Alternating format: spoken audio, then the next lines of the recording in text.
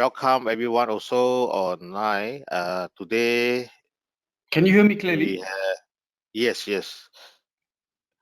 So today, Environmental Engineering Technical Division (IEM) is organizing this webinars talks on the Greens financing for environment, social and governance (ESG) goals. So ESG is quite common nowadays.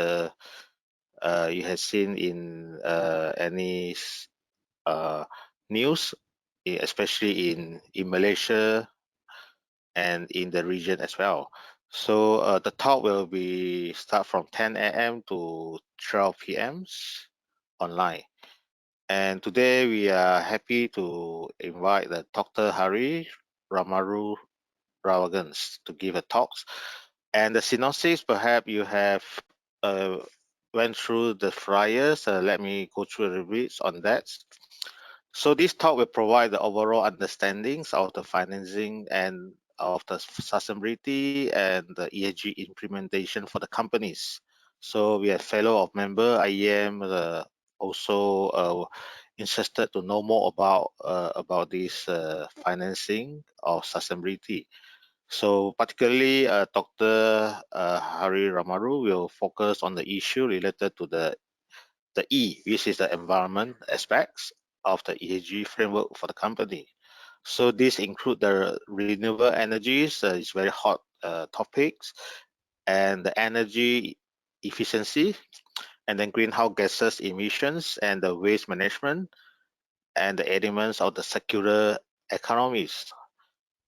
Okay, so we'll emphasize on the availability, technological and management solutions, okay, that can be obtained through the various green financings that are available in the markets. So Dr. Ramalu Ragavan has 35 years of experience in sustainability management and policy in Malaysia and Asia Pacific. So he worked at the University Malaya, Federation of the Malaysian Manufacturers, Center for the Environmental Technologies, and serve as a United Nations Development Program (UNDP) for Malaysia, Singapore, and Brunei as a program managers from 2004 until 2015. So he also currently he is a principal consultant at the ACA Asia Consulting. So he advised the UNDP, World Banks, and UNITO, UNES, and the ADB in Sri Lanka, Papua New Guinea, Cambodia, Philippines, Nepal, Myanmar, Vietnam, and Malaysia as well. So okay, so a little bit more to say he is a certified expert in sustainable finance, okay, under the Friend Roots Fruits School. So he is the board member of Asia Pacific Roundtable for Sustainable Consumption and the Production. And he also the committee, expert committee in sustainability under the Human Resource Development Corp HRD. I think let's welcome I think the Dr. Hari Ramaru to give a talk. Thank you. The mic pass to you, Doctor. Right. Thank you, Mr. Chu. Thank you for the kind introduction. Let me go to my slides. Okay, am I sharing now, Ida? Yeah, I think you're setting now. Okay. Can you see that? Yes, now You can see my first slide, huh? Yes. Okay, good.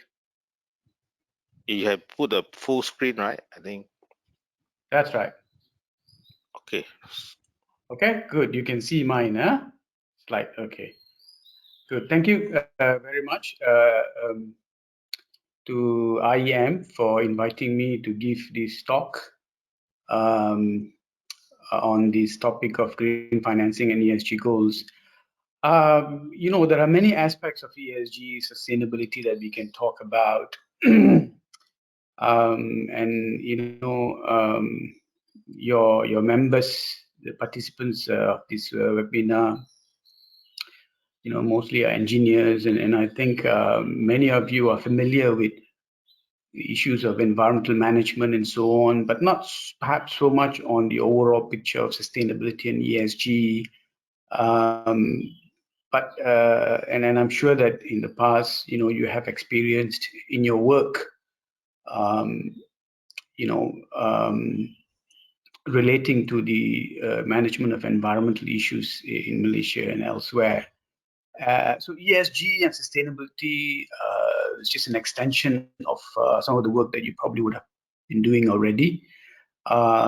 So it's good that webinar like this is organized so that you can keep yourself updated, and also to make sure that you, as an institute, as an organization that supports the profession, to make sure that members are alert of what's happening in regards to sustainability and how it affects your work in whichever sector you are in, and so on. So thank you so much for inviting us here. So the topic is green financing and ESG goals. As mentioned, my name is Ramalu Ragavan. I'm the principal consultant of Asia Consulting.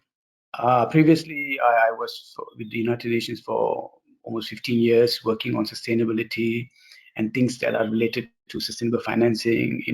Even before the term ESG was coined, we were working on issues on how to bring the private sector and the financial sector to really understand the issue of sustainability and how can they support this effort to achieve sustainable development and so on. So we've been doing that in the past for many, many years. I'm a member of some of these organizations that you can see on my slide there.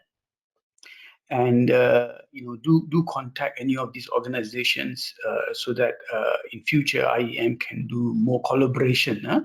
I mean, really, in terms of projects and so on, with some of these organizations that I've just put on here. So let me just go to my first slide. So green financing and ESG goals. Is my slide moving? Wait. Okay, all right. Yes. So this is a bit of, Mr. Chu? Yeah. Okay, so this is a bit of us. We are a multidisciplinary consulting company. We do work on sustainability, so ESG is part of what we do. And our clients are, from private sector, government, and so on. So we do consulting, we do forums, trainings. We also do a bit of data analytics as well. Now, these are a whole range of services that we do in regards to ESG. The requirement to implement ESG now has become very important, especially with the requirement of the BIRSA, the listing requirement of the public listed company in the main market as well as the ACE market. So requires companies to do quite a bit in regards to ESG, and these are some of those services that we also provide to the sector. These are some of our clients. So this is what will be my talk for today. It's it's merely an introductory, so nothing very detailed. So I'll be touching a little bit of everything, hopefully, and then perhaps gives you some overall picture, a bird eye view of what's happening in regards to sustainability and financing and how it relates to ESG and so on. So perhaps I will not go in detail about sustainability and ESG, but showing the relationship between the financing and the ESG and how financing becoming an important factor in really achieving the goals of sustainability at the country level and the ESG goals at the company levels and so on. So, like Mr. Chu mentioned, we will only focus on the E part of it, of the ESG that we don't have time to go through S as well as G, but generally speaking, it's almost similar sort of contacts, similar sort of framework to talk about financing for S and G as well. So all this can be lumped into what we call a sustainable financing, right? And then I will, yeah. So therefore, I'll talk about sustainable financing. Then I'll try to go into specifically on green financing, talk about some of the incentives, and then raise some of the issues in regards to ESG financing at the industry, what's happening, and so on. And then perhaps we can have some discussions.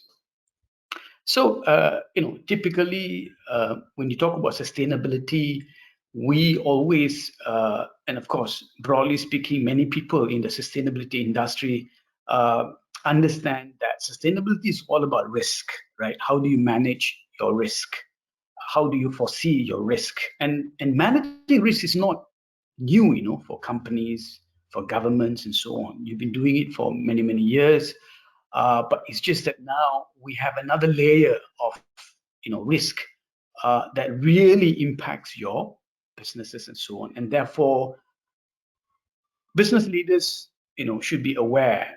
The professionals in the industry should be aware of this additional layer of risk that we have in regards to going about and doing our business as usual, right? You need to take into account these many layers of risk. We're worried about COVID, we're worried about recession, but then there's a bigger issues in terms of climate change. Then again, you have mega problem in regards to biodiversity collapse and so on. So business leaders need to be a bit alert. So, to know what's happening around you and so on. Now, in terms of sustainability, broadly speaking, ESG is just like a platform of sustainability. Sustainability has been there for many, many years. It means meeting our own needs now, current generation, without compromising the future generations to meet their own needs. Now, some of us will take this for granted. Honestly, I don't know how many of you have actually seen this definition. This is the basic understanding that we should have. Any professional, for that matter, whether you're a lawyer or engineer or a doctor or anybody out there who are producing goods and services, really, really must understand this.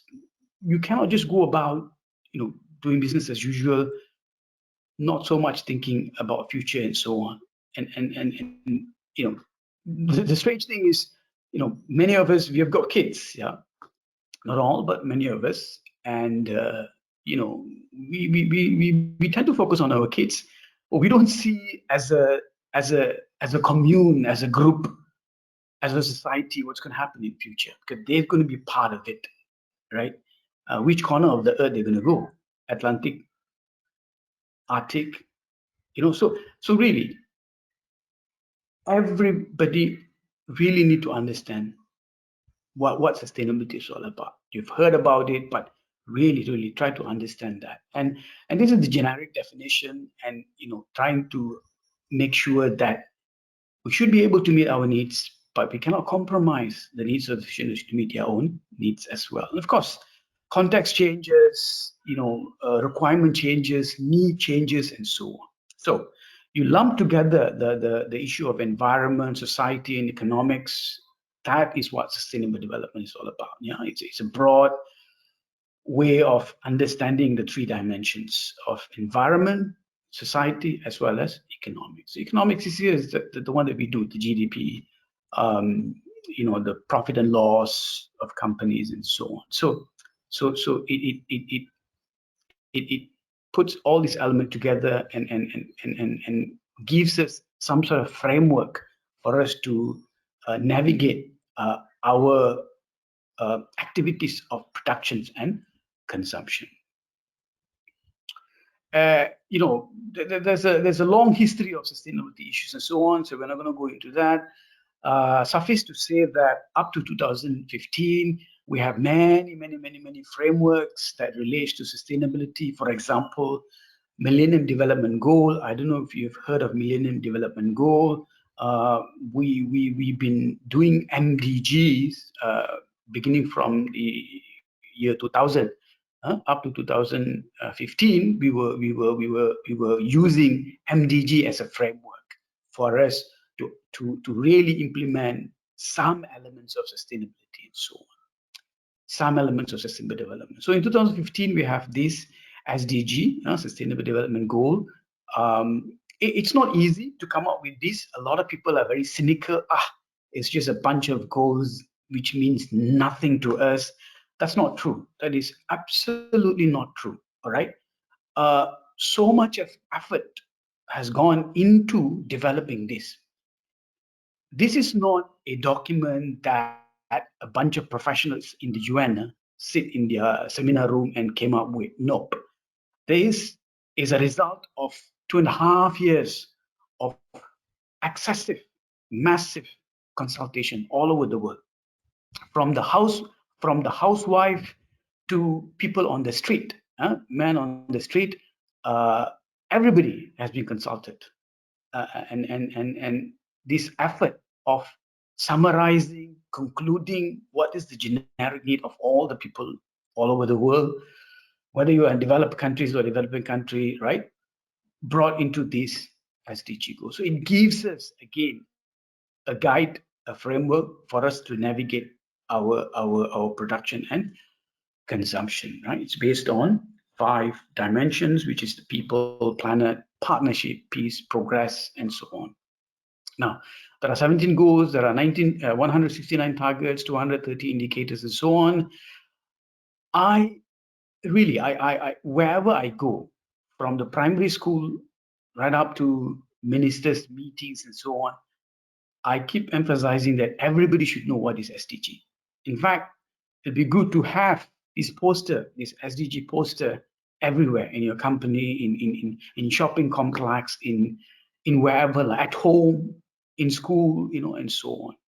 In this region, Malaysia is not so good in terms of doing awareness on SDG, but obviously we are better than other countries in terms of achieving some of these goals. Not all, some, right? Like, for example, poverty issue, zero hunger, education, those indicators.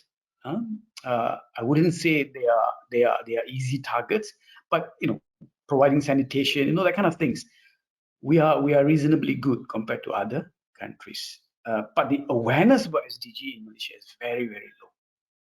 So that gives you the framework for the ESG that's becoming more popular now. I want to highlight SDG 12.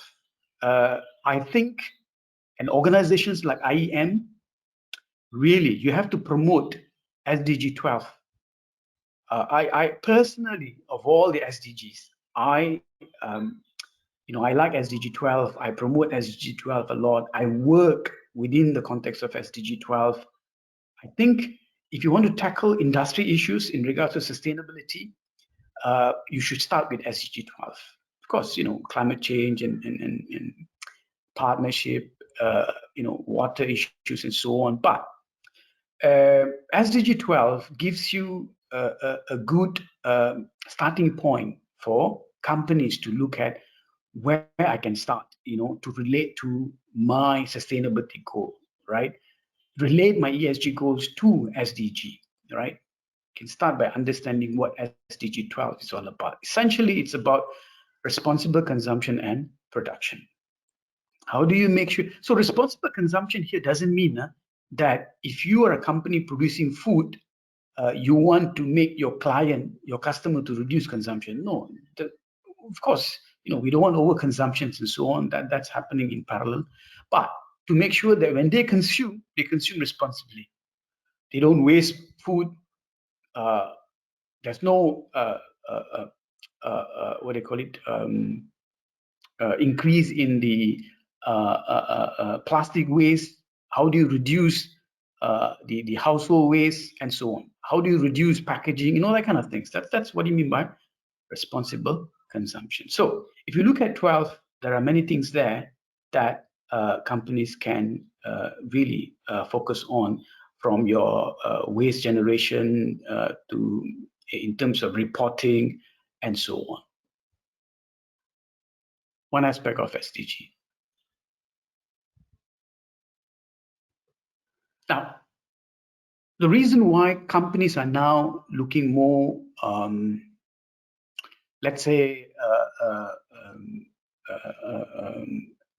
they give emphasis on sustainability and ESG is the fact that in those days, sustainability, has always been lauded by governments, NGOs, and UN, and so on, right? But now, even business organizations like the World Economic Forum, business and industry associations are looking at business risk from the sustainability perspective. So if you look at these reports by the World Economic Forum, not a UN agency, it's a business entity. You looked at ever increasingly, from 2021, well, even before that, you can see there's a pattern that identifying issues in regards to sustainability as high risk, business risk. This is business risk. And therefore, you do see a lot of perhaps buying by the industry, by the businesses, because they do see that as a material risk for you to continue your business, and therefore you have to handle it. The likelihood of it to happen and what's going to be in terms of the impact on the businesses and so on. So there are evidence. Evidence is quite clear in regards to accepting sustainability as part of the business risk. Now, and therefore, from the traditional way of looking at business as usual, profit and loss, balance sheet, and so on, now you have to take into account so-called non-financial impact as well. We have something called materiality, double materiality nowadays. That means, what is the impact of the company on the environment, to the society, blah, blah, blah, your impact on these elements, as well as what is the impact of degraded environment, let's say, on the company. What happens when the climate change actually take place? How it affects your business? Will there be less demand? Is location now is crucial for you to decide on your business strategy because of climate change? Production processes. Should I change my production processes because of climate change? Less water and so on, agriculture and so on. So it's a double materiality thing, right? Double impact, double materiality impact. So businesses are moving away from purely looking into the planet profit, looking into people, planet, and so on. So trying to incorporate elements of the sustainability that I mentioned just now. So it's moving into what we call as sustainable business. You take into account of environment, economic, society, as well as governance as well. And because economics is something that inherently, profit, inherently what the company is bothered about, we tend to take it out in the equation of the ESG. So if you look at over time, in terms of the corporate sustainability, from whatever discipline that you are coming in, economics, ecology, social, law, business, strategy management, and so on, we have moved on from the traditional way of looking at things to a new way and new framework of doing businesses. And therefore, today, corporate sustainability, no longer it's about how do you survive purely from the profit issue only. You have to survive in the long run by incorporating elements of sustainability. So we have moved on. It's just like, this is the example of the fossil fuel industry now. We have major problem with the fossil fuel. I'll come back to that in terms of decarbonization, in terms of, why we moved on from the Stone Age. Not because we ran out of stone, but we just moved on. We just moved on because, we want to achieve, we want to do something better, right? And therefore, similarly in the corporate sector now, companies are moving towards corporate sustainability, incorporating elements of sustainability within their business. And these are business decisions, yeah, as I showed just now in terms of the business risk and so forth. So that three elements, sorry, the four elements here in this slide becomes three elements, what we call as the non-financial impact of companies, which is termed as the ESG, environmental, social, and governance. So essentially, ESG is all about how do you deal with your non-financial impact. The financial impact of it, of course, it's part and parcel of the business, your profit loss, your balance sheet, and so on. So this paradigm of bringing in ESG as part and parcel of your responsibility is relatively new, but it's picking up, it's becoming popular, and it's becoming really very much a central issue, central matter for businesses these days. Under environment, there are elements that you need to take into account. Under social, there are aspects, metrics that you need to take into account, and under governance as well. Now, it doesn't mean that these things that you can see under the E, S, and G are not something that you did not take into account in the past. You do. In fact, some of these themes are things that has been regulated, and therefore companies in the due process of making running their businesses and therefore making profit for their shareholders and so on, you need to comply to regulations, whatever regulation that's available. And you can have a lot of regulations in regards to environment, you have regulations in regards to social, you have regulations in regards to governance as well. However, the ESG now is more of making sure that, number one, yes, you are compliant, right? I mean, in the past, you have regulation, but still, many businesses don't comply. You see, they don't comply to the regulations. There are many, hanky-panky, there are many ignorance, there are so many reasons, right? Why you don't comply. But now with the ESG requirement, the basic thing first, you must comply, right? To all the regulations under E, under S, under G. Otherwise, you have consequences, whether it's from the damaging of your brand, your image, or whether you have issues in regards to your customers, the government, and so on, your stakeholders, yeah, in broadly speaking. So nothing new, but at the same time, it's new in the sense that you need to really take into account of these matters seriously. Now, on top of the compliance and regulations, there are some new things that in the past you didn't take care of: environment, social, and governance. You didn't. But now you are indirectly required to do that. For example, sourcing raw materials, right? There might not be any regulations.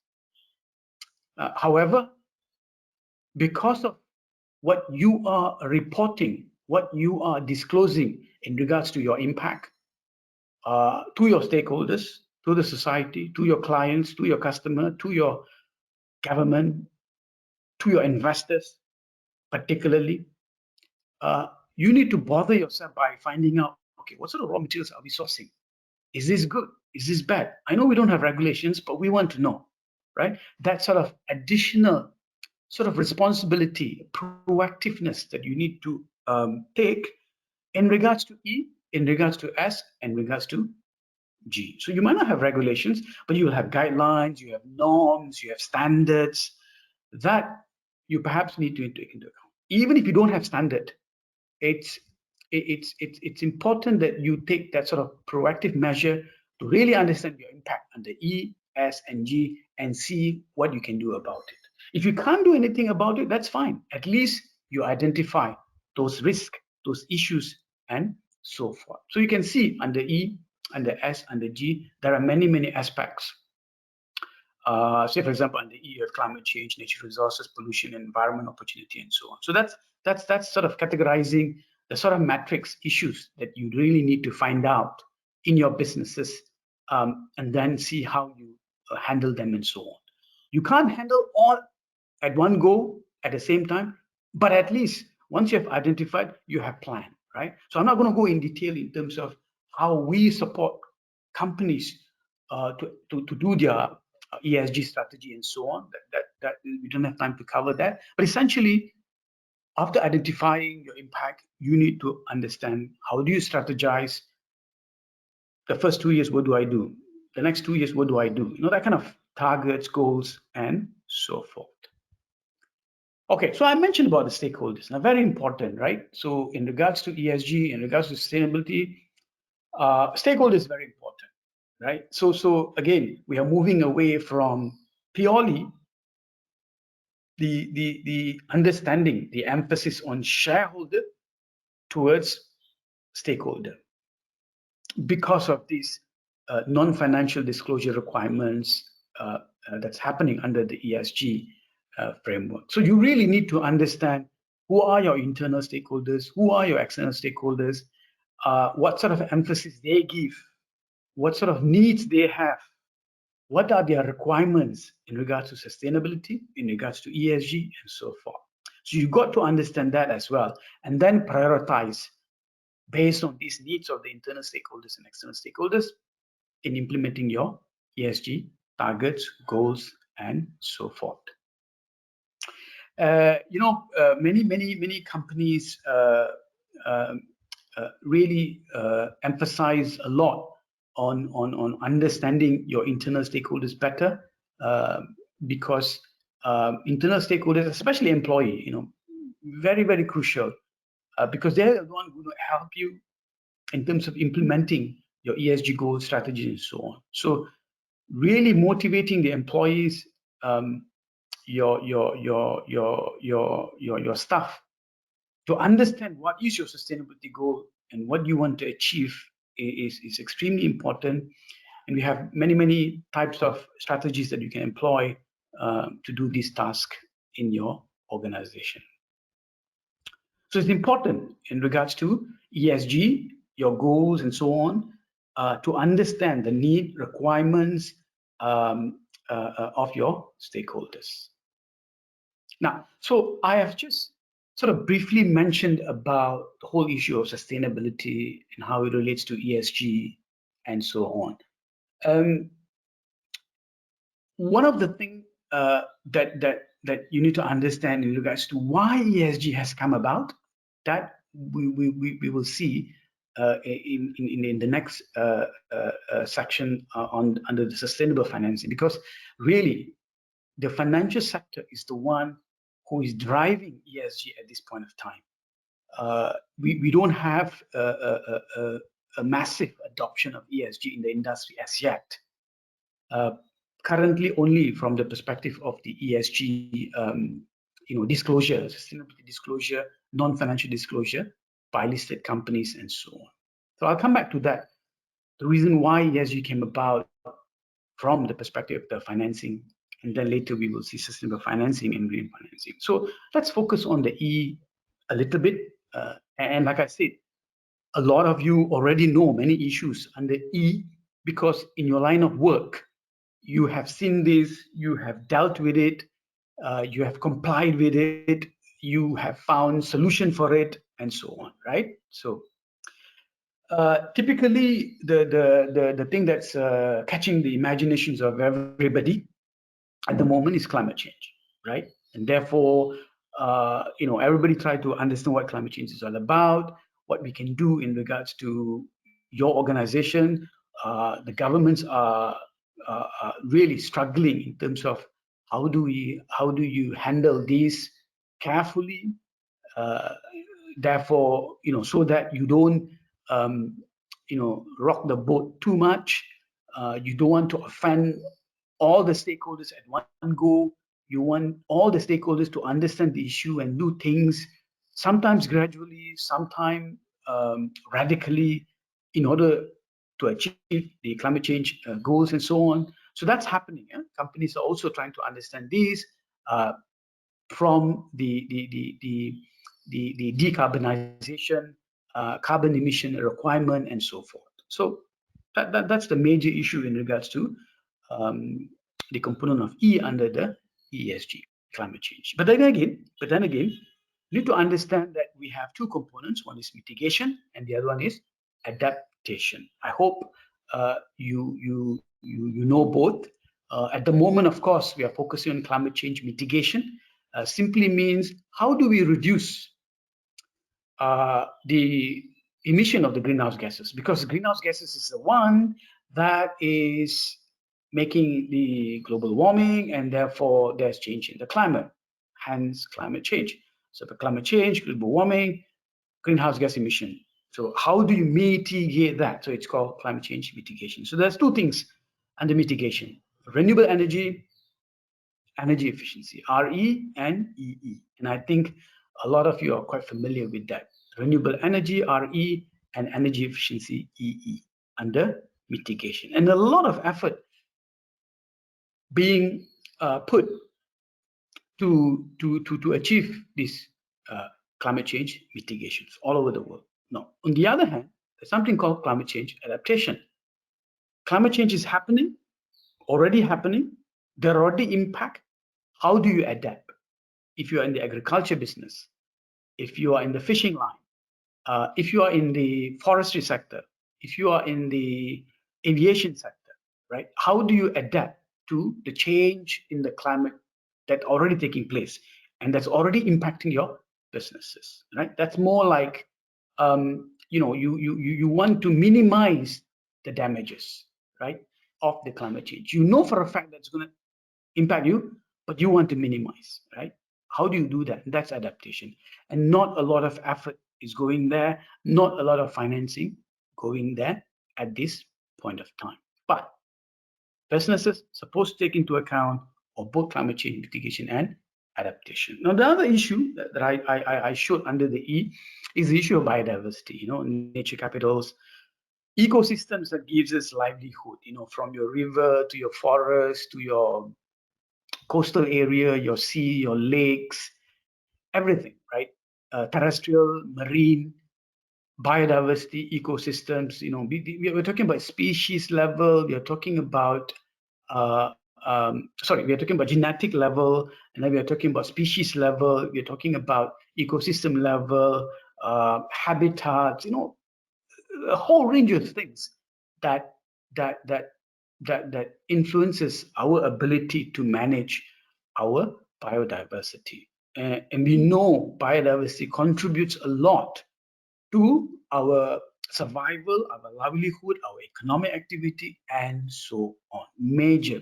So sometimes companies need to understand their impact on this as well, and therefore must take into account your impact on biodiversity. One good example is, you have companies like Gamuda, which has got a green plan in their sustainability report. So there they try hard to understand what is their impact on biodiversity and habitats, what they can do, and therefore they come up with certain plans and so on. Now, these plans are definitely not perfect, but at least efforts are there, and then you have targets, you have some sort of strategy and how to do these and so on. So that all will give them guidance on how to go about doing their business in years to come and so on, right? So the E part of ESG, going a little bit in terms of biodiversity, climate change, I mentioned just now, and I want to talk about the circular economy. Circular economy covers a whole bunch of things about how do we go about and deal with our use of resources and how we deal with our waste, right? So typically in the past, we have linear economy. Now we have to go into circular economy.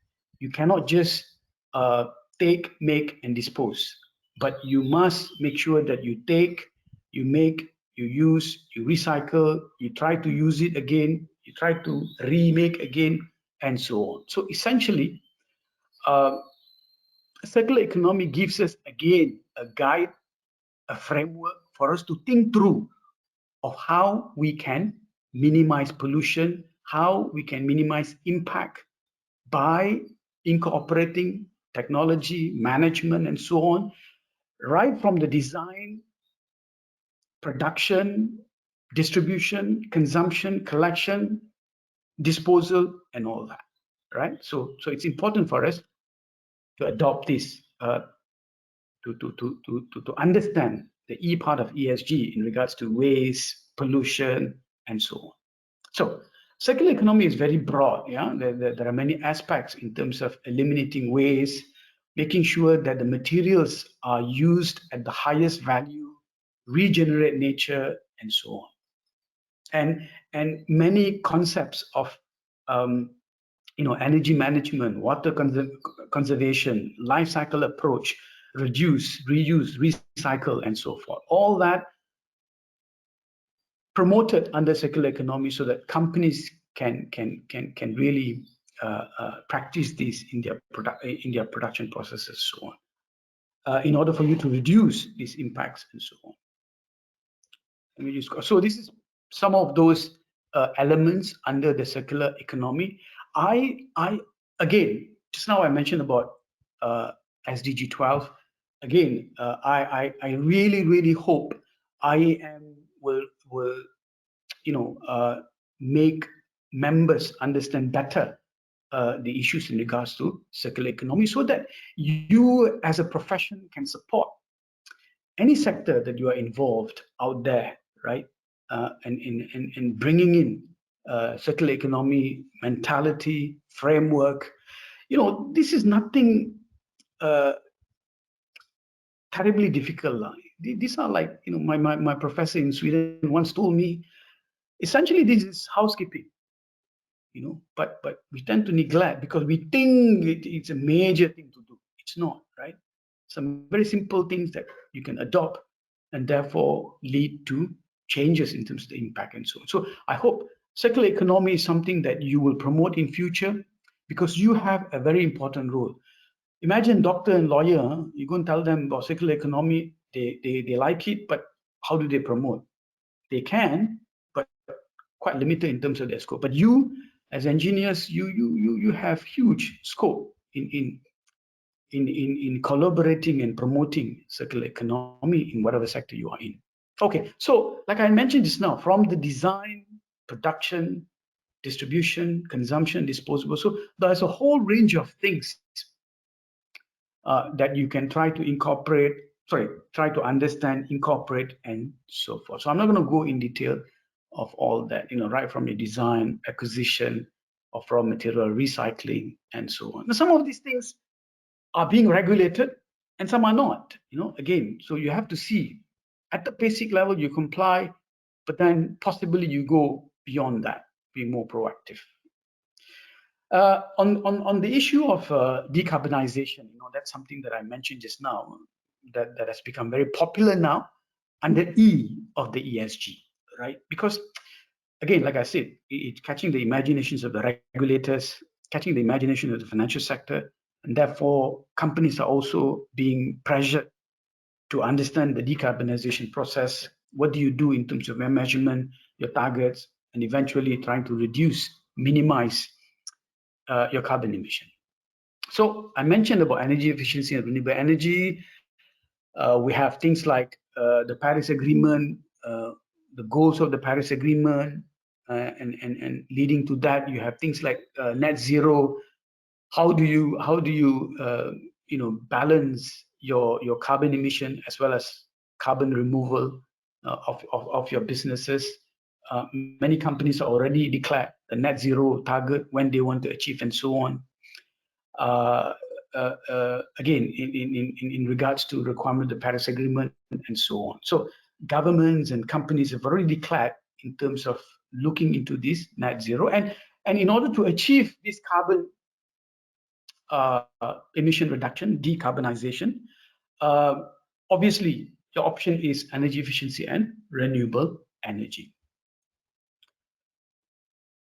One of the element that's becoming very popular is this thing about scope 1, scope 2, scope 3, and perhaps some of you might not know about this, but I guess it's everywhere nowadays, and I'm sure that some of you would have heard about this as well. How do you reduce carbon emission in order to achieve the net zero, or perhaps if not net zero, at least based on your targets and so on? You need to take into account of holistic approach of reducing your carbon emission impact. And therefore, we have the greenhouse gas protocol standard that tells us about scope 1, scope 2, and scope 3. How do you understand scope 1? How do I measure scope 1? How do I put targets for scope 1? How do I implement activities, right, by employing technology and management so that I can reduce my scope 1 emission? And then similarly for scope 2 and scope 3 as well. So scope 1 is basically, these are direct carbon emission from sources owned by the company itself. So these are direct emission as a result of the company's direct owned activities. Scope 2 is based on the emission of production of electricity that you purchase, typically from the grid, whether it's from a monopoly energy producer or multiple energy producer. You have option to buy based on what you want to achieve under scope 2 and so on. So there are a lot of things that's happening under scope 2 as well. Tenaga Nasional is trying to do trying to make the grid more sustainable in regards to bringing in renewable energy and so on.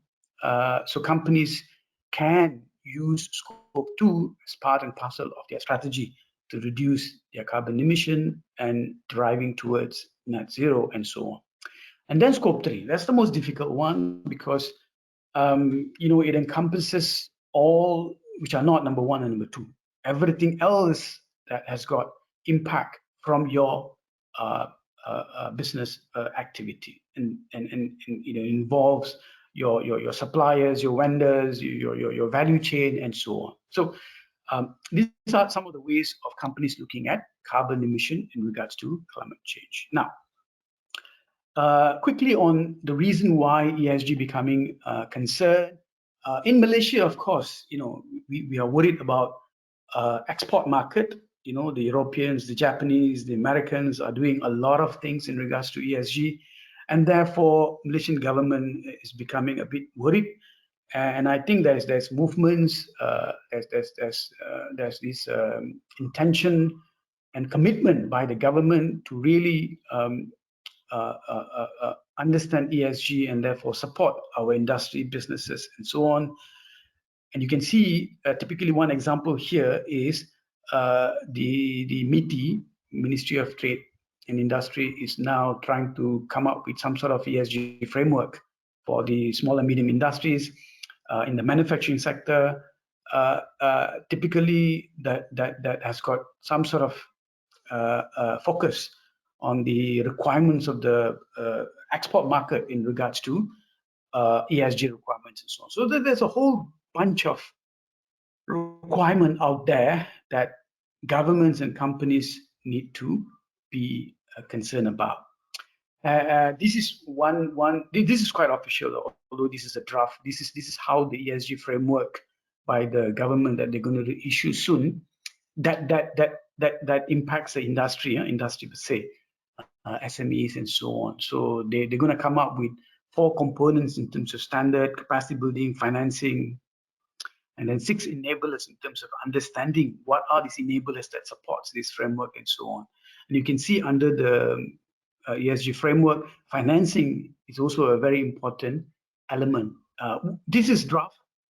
We were told that sometime in perhaps November, the actual framework will be officially launched in Malaysia. So there's a concern in regards to the industry. Now I'll come back to sustainable financing. I mentioned about SDG, right? So now, in order to achieve SDG, you need money, right? You need funding. Where are you going to get the money from, right? Government alone cannot finance SDG. There are 17 SDG, right? Even before that, like I said, even before the formation of SDG, there's already pressure by organizations like the UN to say, hey, look, financing for sustainability is not enough. We must get more money, more funding to support sustainability activity, even before SDG. More so when the SDG came about, right? Now you have a framework, now you have a goal, now you have target. Therefore, you know how much we need to achieve this, right? And we know that that much of money cannot be obtained only by government. It has to be supplemented by the private sector. Hence, there's a pressure, there's a promotion that financial sector should bring in funding, align the financial sector's funding towards the SDG. All right. So you want to bring in private sector, whether it's the institutional investors, retail, commercial banks, philanthropists, whoever, try to mobilize all this funding towards SDG. And therefore, we tend to call this as sustainable financing because the money, the funding is towards achieving these sustainability targets, goals, and so on. So we call it sustainable financing. I mean, it's not, there's no hard and fast rule. In the past, it's not like we don't have sustainable financing. We do, but minuscule, very, very small, not focused. It's everywhere, mambo jumbo, and so on. With the SDG, hopefully, there will be more focus, there will be more alignment, there will be more consolidation, there will be more collaboration in terms of channeling this money, and also there will be more scrutiny as well in terms of standard, in terms of monitoring the impact and so on. That's the reason why there's a push for private sector to bring in funding into achieving sustainability goal under the SDG. It doesn't mean that you are compromising your return in terms of profit and so on. Yes, but you must couple that with the sustainability goal as well. So if everybody does it, then there's no issue of okay, I'm spending on SDG here and therefore my return is less. You are investing on something that has nothing to do with SDG and therefore your return is high and so on. That's the ultimate goal. Hopefully everybody in the same playing level, and therefore there's no advantage or disadvantage in terms of shifting the financing towards SDG. Now, okay, so now this is the beginning of what you call as the ESG. 2004, the UN came up with this report, and in the report, it clearly stated that a better inclusion of environmental, social, and governance (ESG) factors in investment decisions, will ultimately contribute to a more stable and predictable market, which is in the interest of all the market actors. Now, this is nothing new, In 2004, they really emphasized this in this report. By the way, this report is by UN Global Compact, which means it's not only UN, but it's also the business community together. Now, prior to this, people like us, people like me, have always been saying that we don't have enough money to achieve sustainability. All right? Why?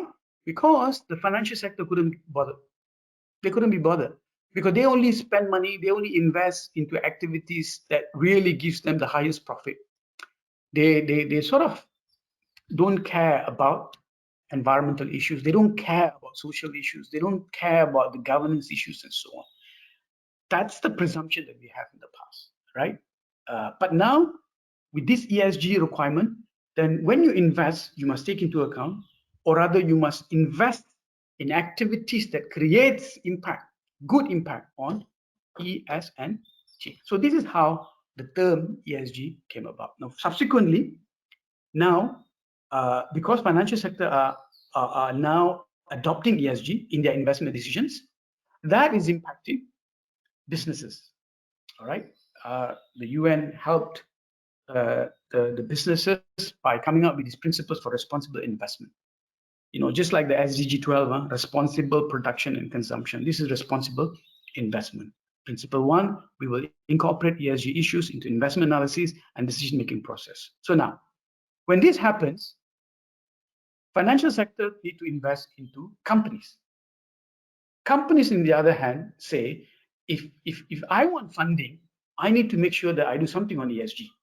So that's how, the ball got rolling, and ESG now becoming very, very popular in the industry as well. So essentially, it started with the financial sector. It still is, by and large, being emphasized by the financial sector, but slowly it's going into the industry as well, particularly because of the requirement of the stock exchange listing requirement, as well as the requirement of these investors. All right. So now you see why companies are looking at, or rather promoting themselves as an ESG champion and so on. Anyway, so these are some of the terminology under sustainable financing. You have socially responsible, ESG, impact investing, and so on. So essentially, sustainable financing is the process of channeling, financing, aligning all the funding towards meeting sustainability and so on. Okay, let's go a bit faster now. So like I said, with the SDG, and then you have this Paris Agreement, and then you have this Addis Ababa financing, all that has led to more and more pressure for the financial sector to adopt ESG as part of their strategy. So first, it's the financial sector that is changing its role. They have to transition themselves. They have to do something that relates to ESG themselves. And then they have to channel the capital. And therefore, indirectly, they are driving the real economy in terms of meeting these elements of ESG and so forth. Okay, so this is the overall picture of what sustainable financing is all about. You have many aspects of sustainable development, and then you can focus into environment, social, economics, and so on. And then if you come under environment, you can also see things like climate finance, green finance, and so on. This whole thing is considered as sustainable financing. And this is just a chart to show in terms of what are the spectrum of investment that the companies do, investors do, and so on. So mind you, there are investors, right, who want to invest and say, never mind if I get 2%, but I want some impact from my investment. That's called impact investment. So there's a whole range of need and requirement of investors. It doesn't mean that everybody wants to have 10% return at all time, in all sectors, and so on. So there's a whole bunch of need and requirement. As far as the banking sector is concerned, again, now banks are becoming very strategic, very proactive in terms of doing negative screening. What is negative screening? Okay, if you're in the mining sector, we don't want to invest. Of course, again,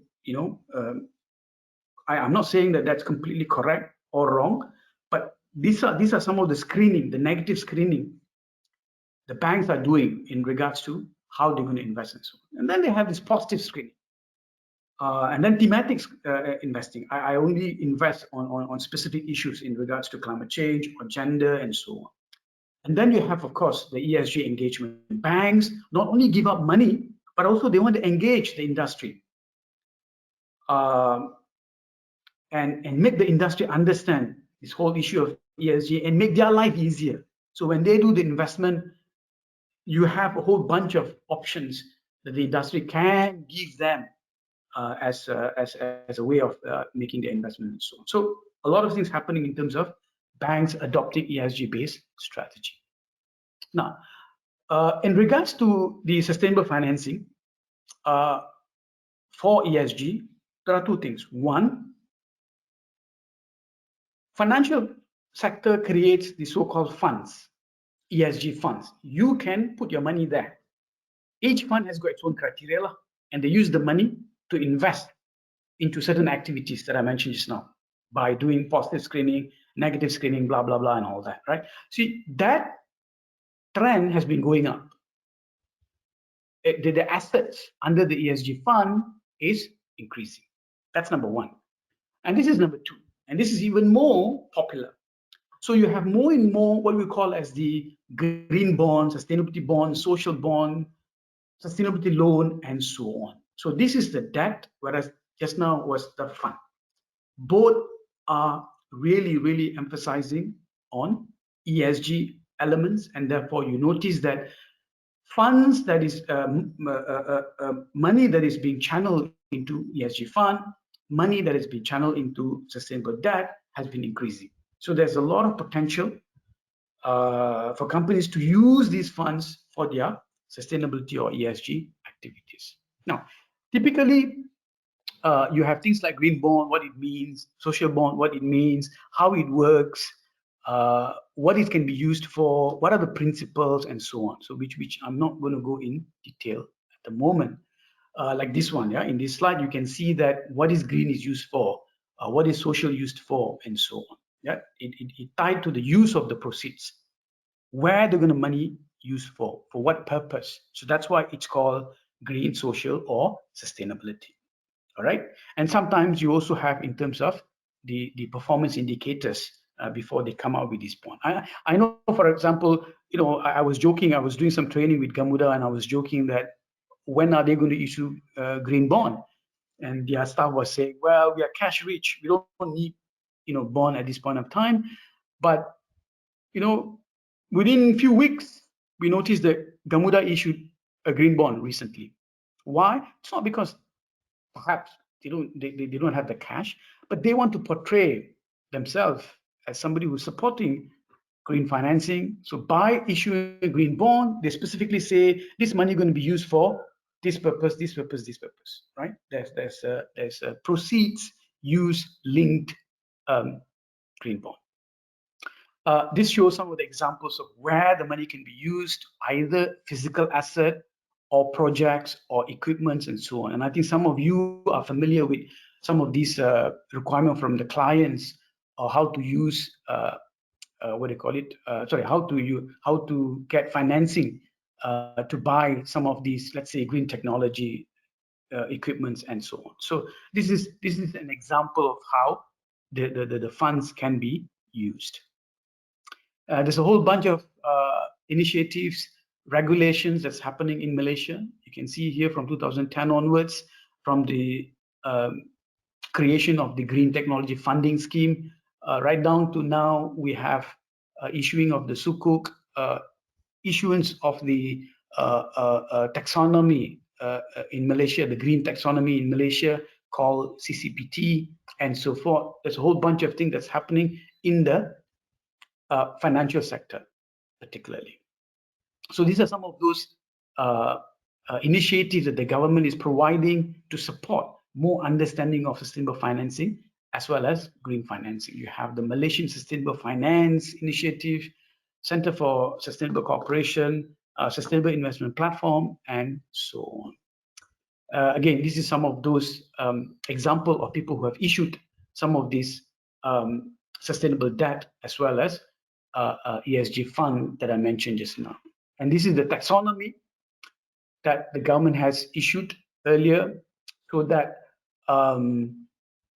banks can use these as a way of doing their screening. Remember, I talked about the screening just now, yeah? The screening. How do you screen before you invest? Every bank does it differently, you see. So now with this taxonomy, it's supposed to provide some sort of guide for the financial sector to use, to spend, to invest on particular sector. Like, you know, there's some examples given by Bank Negara when they issued this taxonomy in terms of investing in green building, investing in you know, fossil fuel. How do you handle fossil fuel sector? How do you handle palm oil?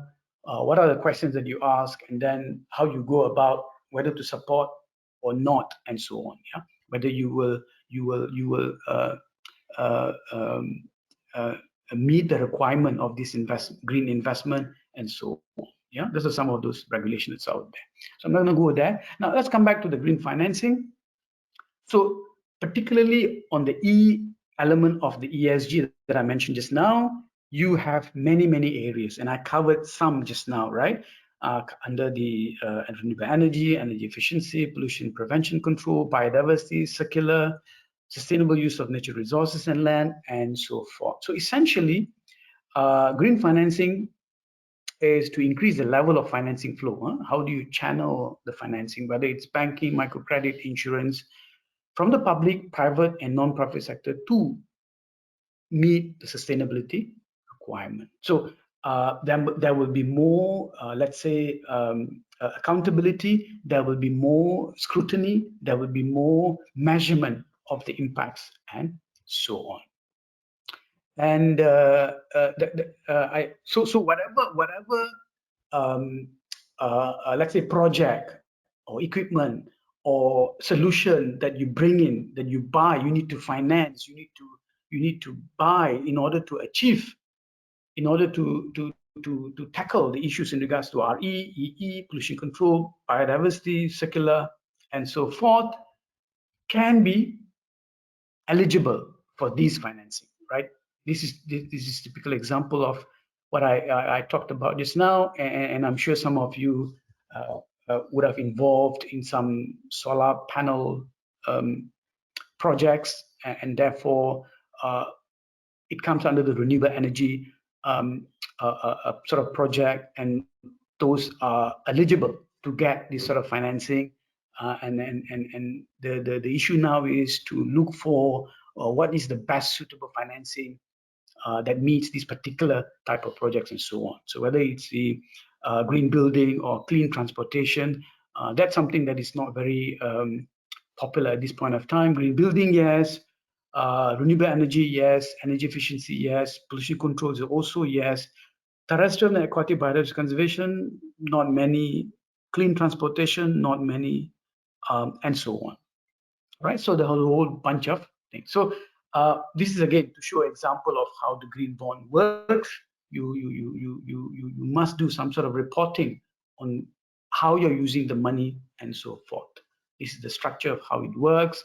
Now, I want to quickly run through the incentive that relates to sustainable financing, that relates to green financing, and so on. Typically, our under budget 22, I want to highlight that we have many elements that take into account the sustainable financing and green financing and so on. Whether it's the government wants to do carbon financing, and therefore the government announced voluntary carbon market, which is already happening, domestic carbon trade, and so on. But the carbon tax haven't yet. So these are some of the initiatives that the government announced under the budget.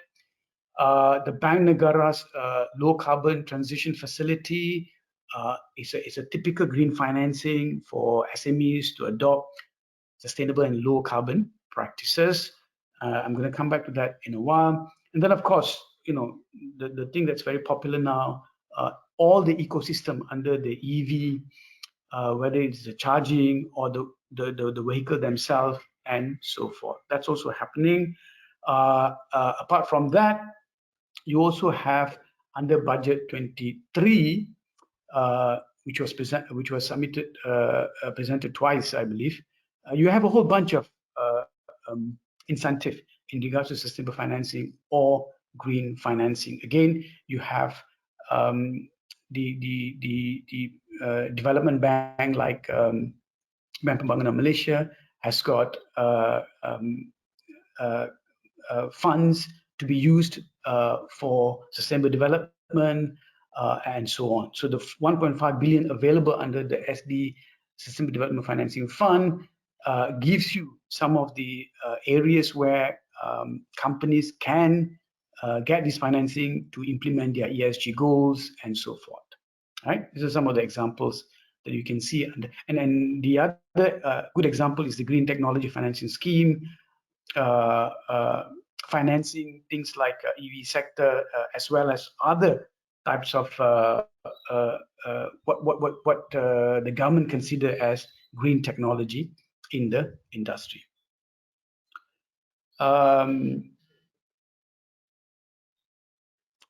We also have things like tax incentive for carbon capture and storage. Again, these are for big companies like perhaps Petronas and Tenaga. But you have other incentives, things like green investment tax allowance, green income tax exemptions, and so forth. One typical example here that I can show is the green financing. I mean, there are many examples. We're talking about CIMB, we're talking about M-Bank and so on. But I'm just showing one example because I worked with them, RHB, typical green financing facility. RHB promotes green financing to make, they say that they want to support sustainable progress and therefore focusing on the carbon footprints that relate to sustainable development. That's what they say, right? And they want to focus on the 4 pillars: green energy, green building, green products, green processes, and so on. So now, if you look at all these, to me, all this comes under SDG 12. And that's also what I mentioned. I advised RHB to focus on circular economy, to focus on SDG 12. Use that as a way of attracting the attention of the SMEs and so on. You keep talking about SDG, you're talking about ESG, you keep talking about many other things that they can also relate to, but it's good to focus on SDG 12, circular economy, and make it a bit more presentable, understandable to the SMEs to come on board. And then they can use these facilities to achieve whatever goals that they want and so on. This is also under RHB, whether it's the retail banking or the SME banking, you can get financing to achieve a particular green goal, the E part of the ESG. They have the EV car as well as the solar panel. That's more for retail, for household and so on. But they have things like construction financing, solar panel financing, and so on for industry, working capital financing to do green activities within the industry. Typically, they have conditions for this, but nevertheless, it's a lot more discounted as compared to your conventional or traditional financing. So these are some of those typical facilities that's given by the banks in Malaysia, and everybody, in a way, copy each other, almost identical, nothing terribly different, I would say. I mean, if you look around, some of the banks out there, they're providing this green, so-called green financing and so on. But nevertheless, like I said, it's a good step already. They are making the effort. They are promoting, let's say, funding into green sector and supports SMEs and so on. However, the focus seems to be more on 1 or 2 elements, like climate change and things like that. Hopefully, in the long run, they will have better spread in that sense. Now, one of the things that I want to mention in terms of green financing is that the companies the banks has got their financing, sustainable financing framework.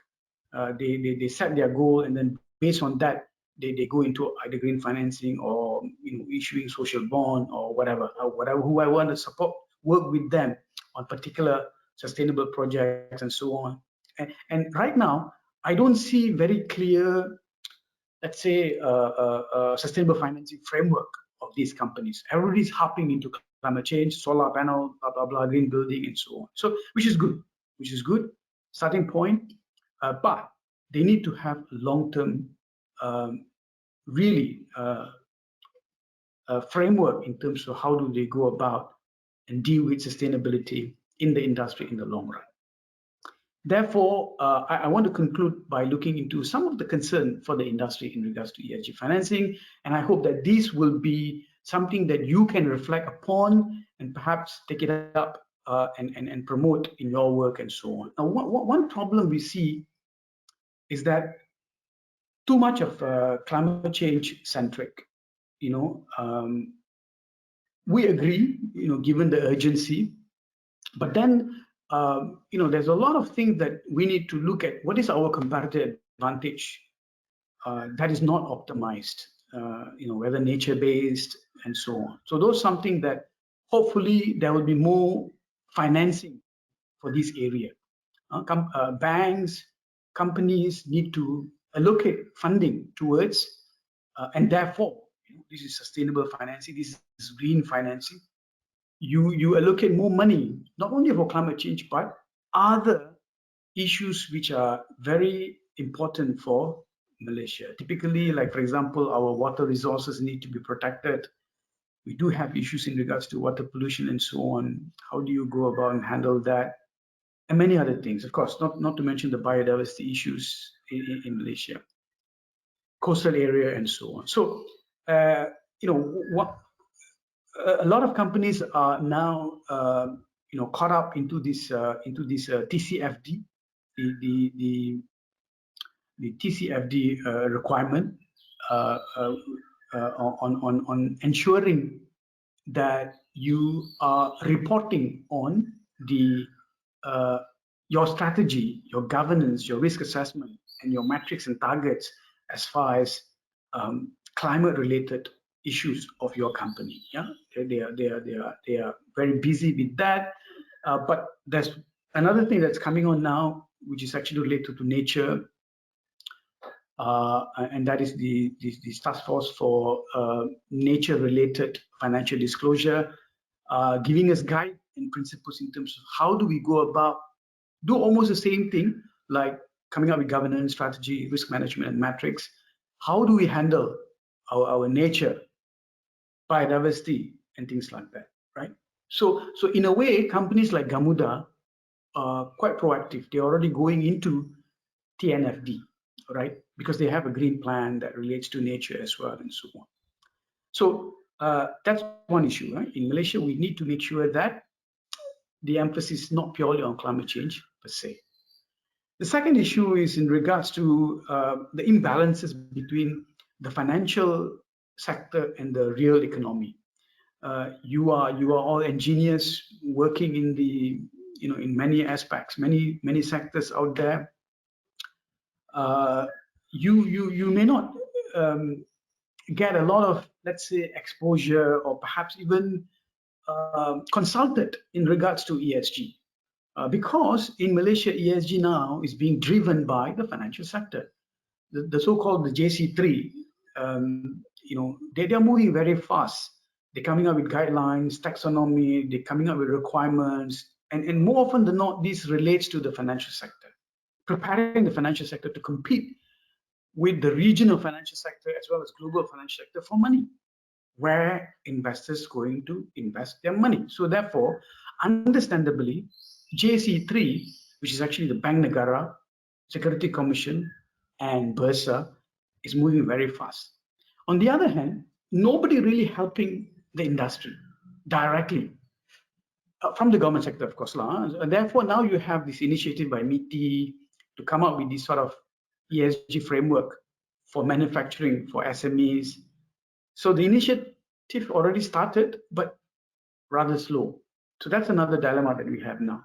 And the private sector, the industry, whether you are Electrical and Electronic Industry Association, Plastic Manufacturers Association, whatever out there, you don't seem to have proper guide, proper support.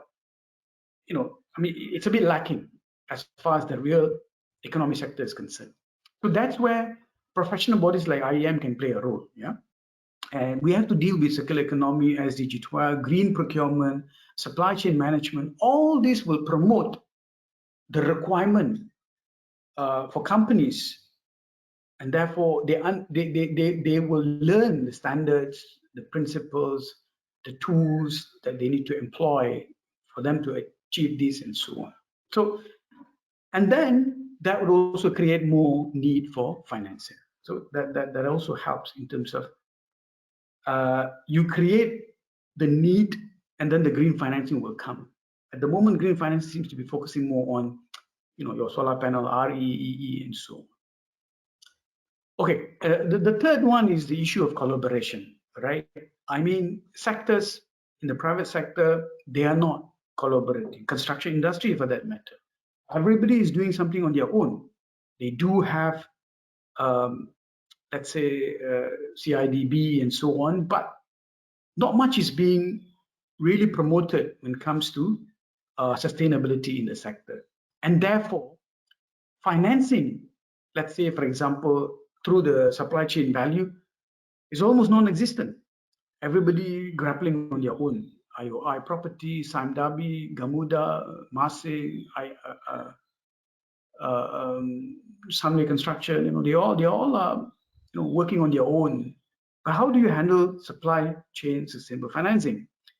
Yes, some businesses, some banks are looking into it, but the industry need to collaborate so that you can make this easier for the value chain to implement sustainability, to get the financing, and so forth. Yeah, you must be able to handle E, S, and G together, and therefore you can demand more financing for your sector. Yeah, this is typically one example of how you look at the supply chain sustainability. Very important. Supply chain management in any industry is very crucial. And therefore, you need to bring in financing into the supply chain sustainability. Otherwise, you're not going to get a lot of support from your suppliers. Remember, scope 1, scope 2, scope 3 just now. So scope 3 essentially is about supply chain. But you can't do it alone, right? You need support for supply chain sustainability as well. There must be more and more facilities available to build the capacity to make sure that technology is available and so on. All right, so that's very crucial. So I talked about this, is the same thing. One issue, just to throw this to your attention, and that is on the greenwashing. Everybody talking about greenwashing. So don't be too skeptical about all these are greenwashing lah, blah blah blah, and all that. I don't buy that. I've been in the sustainability industry for 30 years. I know there is greenwashing, so to speak, but I take it. The glass is half full. As long as you don't cheat, you don't lie, you hide something, then that's greenwashing lah. But if companies want to do things for their branding and so on, I can accept that lah. But again, just to let you know that now there are more and more regulations are coming to mitigate the issue of greenwashing now. That's coming. Finally, thank you so much for your time to listen to us. Like I said, I tried to cover a bit of everything, essentially. As far as IAM is concerned, as I said, you need to promote green financing to among your members, so that your members are aware of it. You can bring it to your sector where you are operating, so you can support, you can demand, you can strategize in terms of financing when you talk to the government, when you talk to the private financial sector, and so on. IAM should also really embark into R&D in terms of environmental solution technology, grants.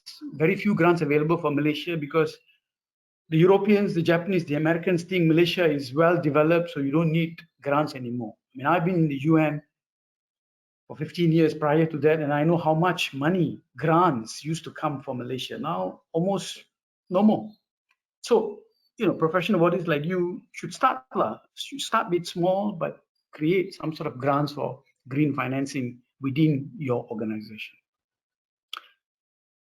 And look at priority areas that you need to support and so on. And then, of course, IAM should encourage collaboration in the industry that you operate to support green financing, focusing on SDG 12 if possible. So thank you so much. That's all I want to share. If there's any questions, then maybe we can take it up. Thank you, Mr. Chu. All right, I think thank you, Dr. Harira Maru. Okay, so for the very interesting sharings, perhaps I would like to go through. Is there any question from the participant? Perhaps you can just prepare your question on the chat question box.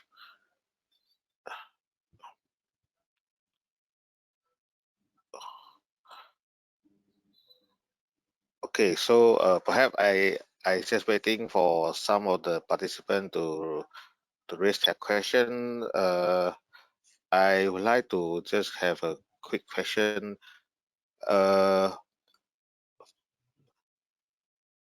Will we able to share some of the success story?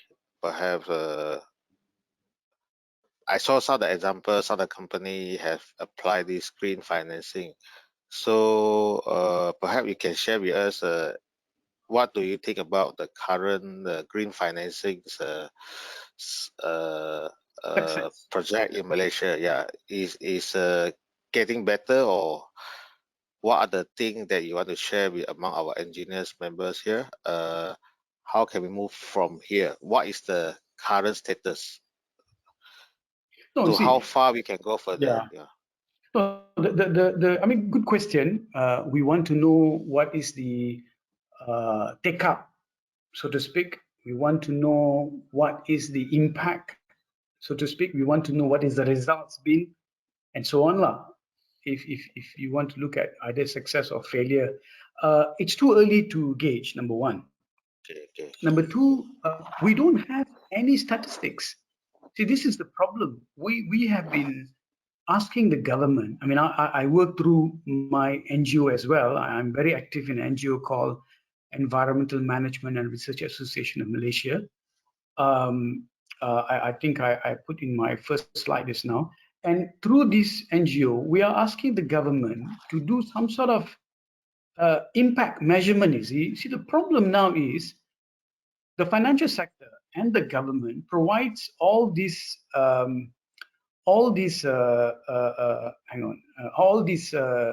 facilities, either sustainable or green and so on. All these facilities are available.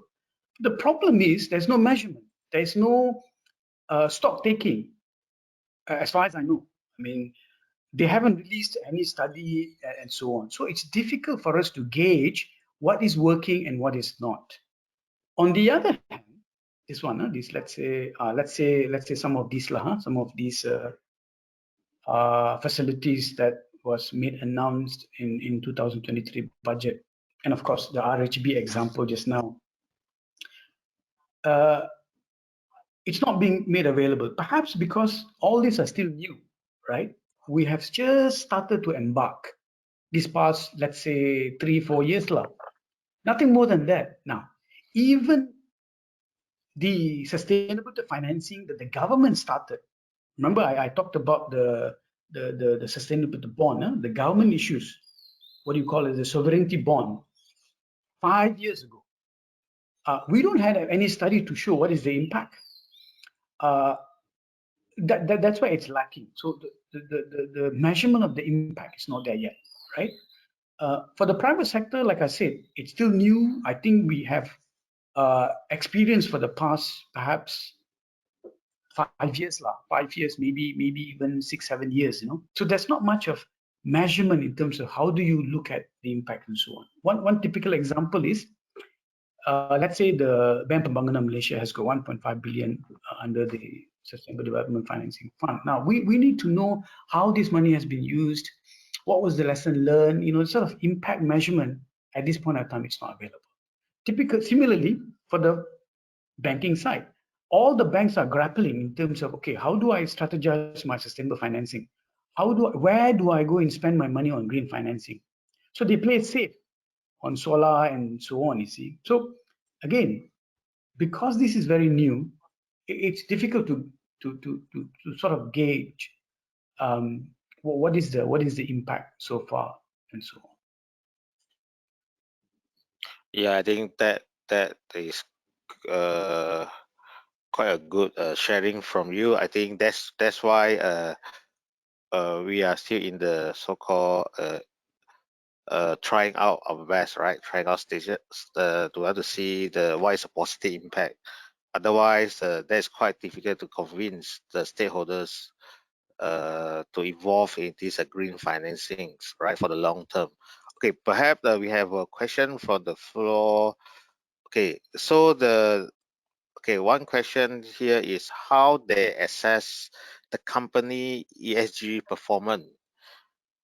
Perhaps they are looking at bank now, or any finance institution in for example, the performance like carbon footprint, climate risk management, and also the alignment with the international climate targets such as Paris Agreement. So do you want to share how they assess the performance? I believe just now the question is quite similar than what I asked. Do you want to elaborate further, Doctor? Yes. Okay. On the issue of how companies are being assessed, all right, in terms of the ESG performance, at the moment, we have problem in regards to measurement of the performance. Now, we do have standards for companies to report their ESG, their sustainability activities, and all companies are doing that. And therefore, you see all the listed companies, for example, in Bursa, they have their so-called sustainable statement. It can be one page, it can be a whole report, right? And in it, they present their ESG, two things. Usually they present two things. Usually they present two things.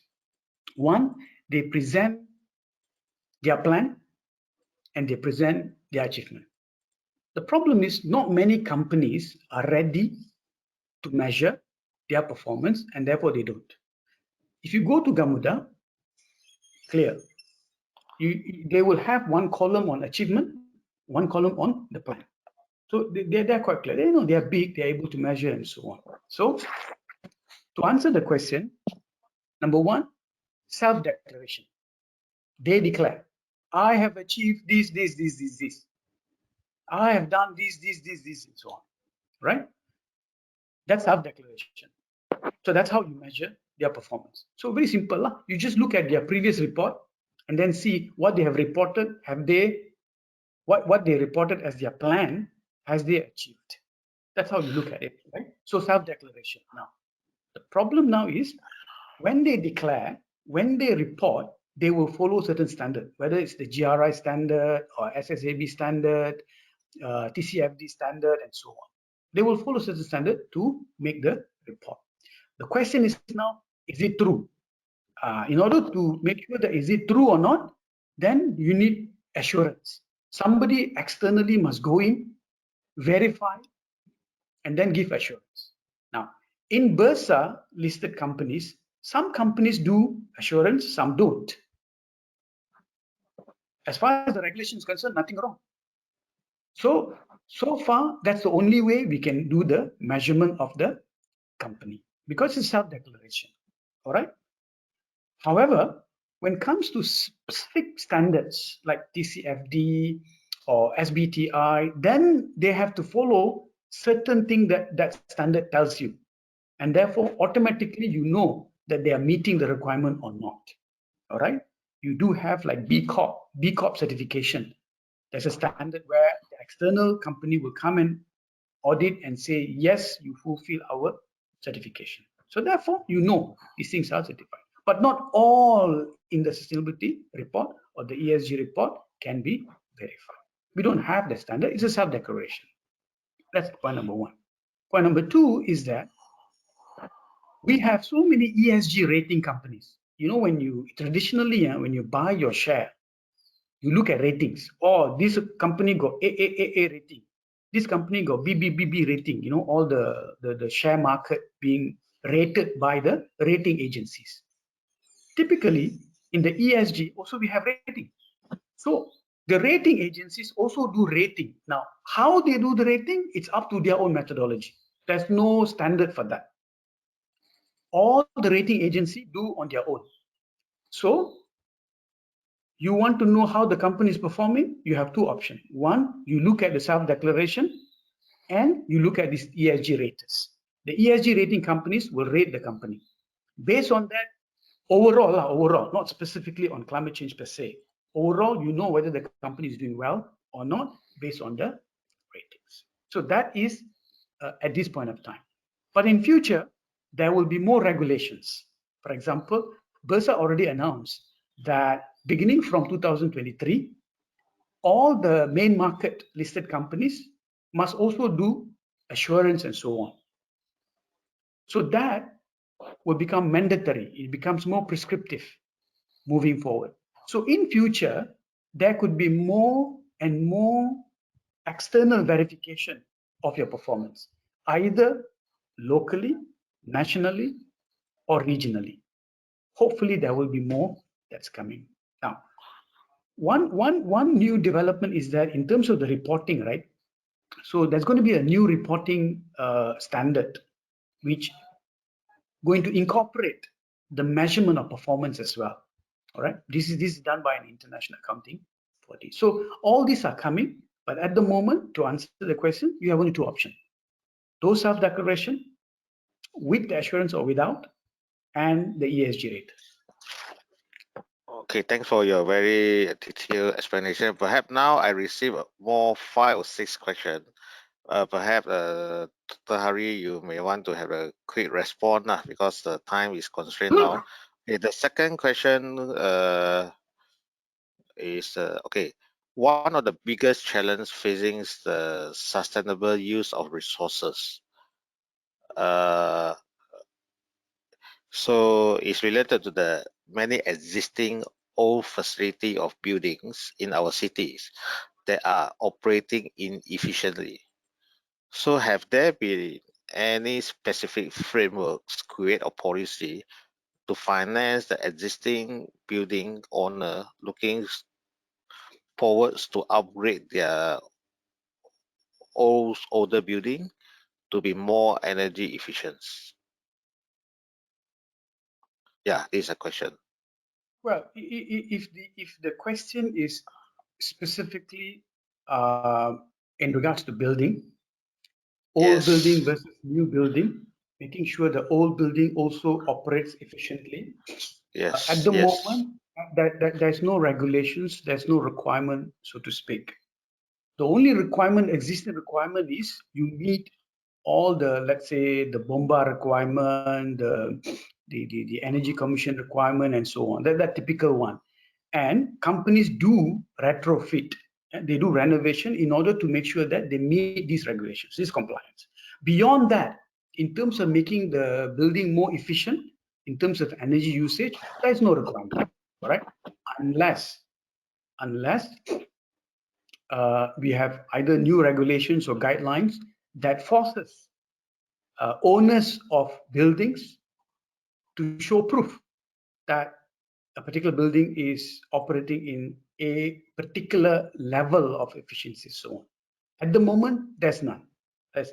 Right? However, increasingly, the facility management sector, your CBRE, your Knight Frank, all these companies are specialists in terms of managing real estate, right?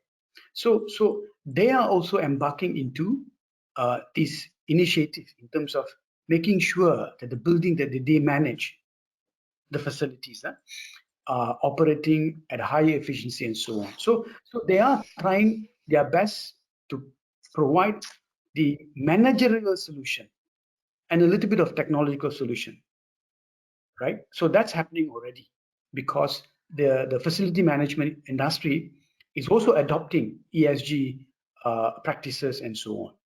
Typically example of CBRE and Knight Frank and so on. So that's happening. Now, I can give you another example.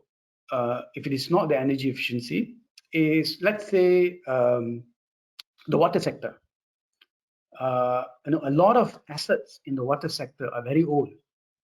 Whether it's the water,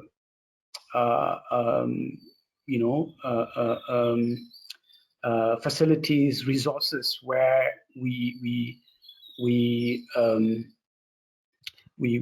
get our water from, or where water is being processed for sanitation use and so on. So these facilities are very, very old, right? So I know that 2 weeks ago, the water sector is also complaining, like IWK and many others. They are complaining the assets are very old. They need to be improved, but at the moment, there is no financing. However, the water sector is telling to government that you don't have to put regulation. As long as you can help us increase the water tariff, we can do it on our own. So different sector tend to look at this slightly differently. So the water sector is complaining, just like your member's question just now for the energy efficiency on the building, complaining that their assets are very old, right? They need to back up. They need to make it more efficient and so on. But they're not saying government give us money. They're saying allow us to be more flexible with the tariff. Once the water tariff become more flexible, then they are able to finance this sort of retrofitting or completely coming up with new facility and so on. So different sector responds differently in terms of requirement and financing. Okay, I think that is quite realistic. That we may encounter every stakeholder has different expectations. Okay, so the third question. So the member would like to know how bank assess a green rating of the projects to determine the eligibilities of the green financing. Do the bank appoint the external environmental consultant expert for such assessment? They do. Now, however, I must qualify here. Green financing that is done by the companies are specifically for particular activities. All right, which means just now, like for example, the RHB, if it comes under the 4 pillars, then you are eligible. All right, and then the banks will ensure that they hire people to verify some of the information, to verify the capacity, to verify some of these monitoring of this implementation of this particular activity that is using the green financing. That they do. However, like I said, it is only for that specific activity that comes under that particular green financing portfolio or facility. So straightforward, they do that. But otherwise, they don't do an overall rating like, okay, company A, I want to do ESG rating for them. They usually don't do that. They rely on the ESG raters, the rating agencies to give them that sort of information. So okay. This is basically on a need basis. They do the assessment on a need basis. Only when the company applies for the facility, then they do the assessment. Now, when they do assessment, they don't do overall assessment. They only do assessment specifically for that particular purpose of the facility. Okay, thank you. So the next question is, how can we effectively advocate for and drive the adoption of the sustainable practices and the ESG principles within the ecosystem, considering the challenges of slow progress and resistance to the change? So any effective way to drive these sustainable practices? Perhaps, Doctor, you want to share with us on that? Yeah, I think that's a very good question, very general question, very bird eye view question. You see, people like us asked the same question 30 years ago. Same question, all right? Now, at that time, people like us, we thought the only missing link is the financing. We thought if the financial sector can be made to adopt sustainability, and they provide financing for sustainability, we can solve the problems. That's what we thought. But over the years, we realized even that it's not moving very fast. It's progressing, which is a good sign, but it's not progressing fast enough. But beyond that, the problem in terms of adopting sustainability is that you need to really make aware of people who come to the job market about sustainability. Meaning, if you're a lawyer, if you're an engineer, I mean, engineer, you have civil engineers, mechanical engineers, electrical engineers, you have a whole range of engineers, you see. Chemical engineers, whether you're an engineer, lawyer, or doctor, or even teacher, what we are saying is that in your training in the university, the minute you come out, you already know what is sustainability. So therefore, in your own profession, you already think sustainability. If we can do that, then the progress will be even better, because the professionals themselves are already trained under what sustainability is. I'll give you an example, and this is quite a not a very good example. If you ask, if somebody has got land which has got a very steep gradient, I used to jokingly say, they hire engineer and say, I want to build a house there. The engineer say yes. Before even they finish the question, the engineer will say, yes, can do, boss, no problem, we'll do it for you. So the question is, has the engineer taken into account of sustainability issues in regards to building that house in that particular area? So a well-trained, a well-thought-through engineer who has been taught about sustainability might say, this is not a good idea. These are the risks. Like perhaps even a bit reluctant, you see. I'm just giving a very basic example. But in reality, there are many, many other examples that you can see that if everybody is trained in sustainability, it'll be good. That's one way, because we need the workforce. Whoever comes to the job market, they must be aware of sustainability already. So therefore, in everything they do, they will be able to do it more efficiently towards sustainability, number one. Number two, whatever the company wants to do on sustainability, they are more receptive because they've been taught about this already. Why, how, blah, blah, and so on. So that's one way of moving forward. Like I said, 30 years ago, we thought that, as long as you can bring in the financial sector, you can solve the problem. But that doesn't seem to be so. So we need to do more other things. Yeah. I agree with you, but I think now the current practice, perhaps the education system, they embedded all the sustainability aspect. So Correct. perhaps you can see there are many information shared by you. It's all the interesting and direction and perhaps that support the sustainability. I think the progress is positive lah, but perhaps we want to see more outcome. Perhaps because we have time constraint, maybe you ask the last question. But last question Sure. is related to the reporting, sustainability reporting. So how can the organization enhance their reporting and transparency practices to effectively communicate their environmental, social, government, ESG performance, goals and impact, fostering trust, accountability, and informed decision making among the stakeholders? Yeah, Sure. that's the question. Again, this is in regards to how a company show its performance in regards to sustainability and ESG.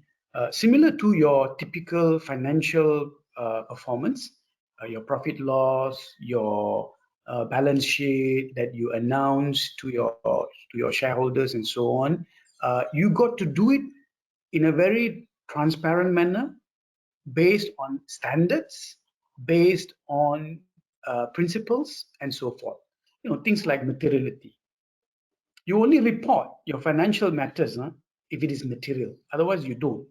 That's how the accountant's principles takes into account. So similarly, here you also do the same thing. So if you apply all the traditional principles, standards of the financial reporting into the non-financial reporting, then process-wise, you are quite clear. You are, in terms of reporting, you are doing it correctly and so on. Now, of course, we know lah, even the typical financial reporting, people tend to cheat, lie, and once in a while you get some companies are caught and so on, right? I mean, we know that happens. But nevertheless, if companies start using the financial performance reporting method, principles as a basis for you to report your non-financial, of course lah, you might not report everything, you do your materiality and you report whatever that is your priority. Nobody going to blame you. Right? You just report your priority. If somebody asks, how come you didn't do the other time? You say, yes, true, we understand. However, this is our priority based on the resources that we have. These are justifications that I think the stakeholders understand. So it has to be transparent. It has to be based on principles and so on. Plus, just like the financial reporting, you need to do two things. One is internal assurance and two, external assurance.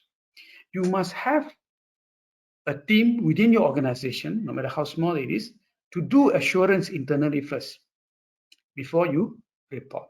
And therefore, with this new BERSA requirement for external assurance, that will make your reporting even more transparent and have some sort of integrity in that sense. So when there's assurance, you don't have to announce big things. You announce small things, but it's achievement, you see, moving into that direction. So I would say that's how in future the reporting going to move on in terms of assurance, in terms of standards and principle must follow the financial principles and so forth. Wow, thank you very much. I think so. Thanks for Dr. Hari Ramalu Ragavan from ACA Asia Consulting. Gives a very informative ESG talks to our member of IEMs. Just for information, we have more than 70 participants today, this morning. Quite a very encouraging participants since today is a morning on Tuesday. So perhaps if the member who have more questions, inquiry, perhaps you can contact Dr. Hari as stated in the slide. Okay. Perhaps we can invite Dr. Hari for give a talk in the futures. Okay, we can engage more Dr. Hari for this topic because this is new challenges not only faced by engineers but also many other stakeholders. So yeah, I think before I end of these sections, Dr. Hari, you want to say anything, or then we just ended for this section? I just want to say thank you.